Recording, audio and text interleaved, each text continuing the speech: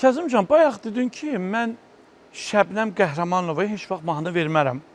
Amma o siyahıda bir nəfər də var, Şəbnəm Tovuzlu da var. Demişdin ki, ona da mahnı vermərəm. Düzdürmü?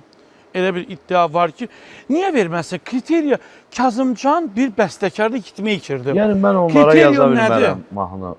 Mən məsəl üçün Türkan xanıma niyə mahnı yaza bilərəm? Aha. Mən Türkan xanıma, yəni o işarəni verməklə belə pis çıxmasın. Xəttinə dəymək üçün onu mən etməmişəm. Yox, o məsələ qurtardı. Yəni mən düşünmüşəm ki, ona daha yaxşı bir şey yaza bilərəm. Daha yaxşı, yoxsa o, yəni mənim heç kimdən işim yox. Bilirəm, sən qəzetində o yox. Ona görə əgərləri mən o insana mahnı yaza bilməyəcəmsə, mən istəmərəm axı ki, elə sadəcə yazım mahnı oldu, bitdiyə gəlsin. Və sən nə düşünürsən? Türkan bu günləri və Türkandan sonra bir neçə müğənnilər başladılar bəstəkar mahnılarını oxumağa. Bəli. Əslində burada Türkanın üstünə gəldi, deməyək, onu sevərək elədilər. Misal üçün, Nigar Şabanova da çıxdı dedi. Nigar Şabanova mənim verilişimdə hətta dedi ki, Türkanın çox gözəl səsi var. Və nə yaxşı ki, bu mahnıları oxuyur və Türkan bu mahnıların xeyrini gördü, Xan kəndində getdi, dövlət tədbirində iştirak elədi. Mən Nigar Şabanovaya görə repertuar yox, onu demirəm.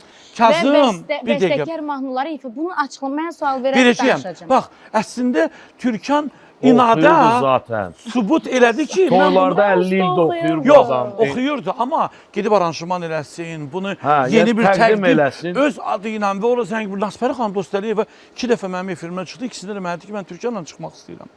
Bu Türkanın uğurudur. Türkan bu günləri Dövlət Mədəniyyət Nazirliyinin dəstəkliyi ilə Xan kəndində getdi, səhnə aldı.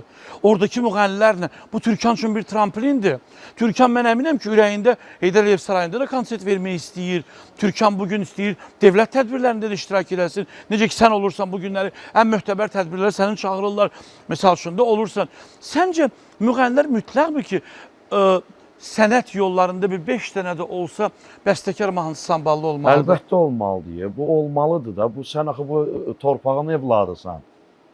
Biz yəni pul qazanmaq həmişə var da, amma sənət üçün də biraz qulluq eləmək lazımdır. Bugün sənə görə sənət üçün qulluq eləyənlər bu janrda oxuyan müğənnilərdən Türkandan başqa kimlərdir? Bildin də mən kimləri deyirəm. Yəni duet oxuyan xanımlar, biz indi estradanı qoyaq qırağa da adı üstündədir. Amma Türkan toyda aparır başdan ayağa. Estradada oxuyur, lazım olsa birazdan indi Neyin Səsiyəmi də oxuyub, çox çətin mahnılardan birindi. Bax, Zeynəb xanım da, yəni Zeynəb xanım da həmin yolu oxuyurdu. İndi biraz janr dəyişikliklər var və mən Zeynəb xanım üçün söz vermişəm, inşallah bu ay mahnı yazacağam. Yəni, niyə də yox? Axı, Danla var, yəni hər şey oxuya biləcək kapasitə var. Niyə də olmasın?